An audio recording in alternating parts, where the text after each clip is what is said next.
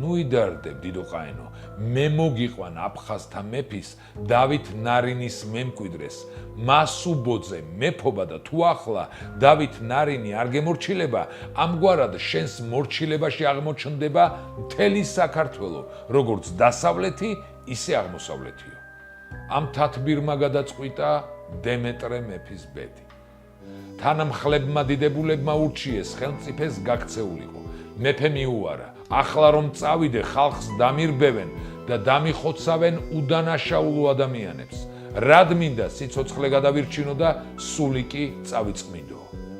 ამასობაში დაბრუნდა ხუტულუბუღა დასავლეთ საქართველოდან და ყაენს უპატაკა მეფე დავით ნარინი თანახმა, თავისი მემკვიდრე ვახტანგი და ჯარი გამოაგზავნოს შენს სამსახურშიო. ალბათ ხუტულუბუღამ ვერაგის სიტყვებიც უჩურჩულა ყაენ არღუნს დიმიტრი მეფის შესახებ. არგნით კვერთხით სცემეს მეფე. ყველას ეგონა აღარ მოკლავდნენ, რადგან მონღოლები, ვისაც სცემით დასჯიდნენ, აღარ კლავდნენ ხოლმე. მაგრამ არ დაცხრა არღუნის გულის წყრობა. როცა გაიგო დიმიტრი მეფემ, რომ მისი მოკლა გადაწყვეტილი იყო, ღიმილით დაემშვიდობა ამალის წევრებს. მეფემ ილოცა, ეზიარა ქრისტეს სისხლსა და ხორცს, ცრემლ მდინარე მკლავ ილოცა და მერე მიუშვირა კისერი ჯალათებს. ველურმა დამპყრობლებმა მოკლეს ქართველთა მირონცხებული მეფე.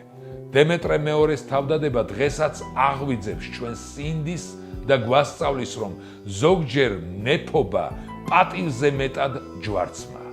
ის, ვინც სიცოცხლეზე მაღლა სამშობლო დააყენა, მარად ცოცხალია ჩვენს მეხსიერებაში. დაგვიწერეთ თქვენი აზრი დემეტრე თავდადებულზე. მოიწონეთ ეს ვიდეო და გაუზიარეთ რაც შეიძლება მეტს, რათა ყველამ გაიგოს ამბები საქართველოზე.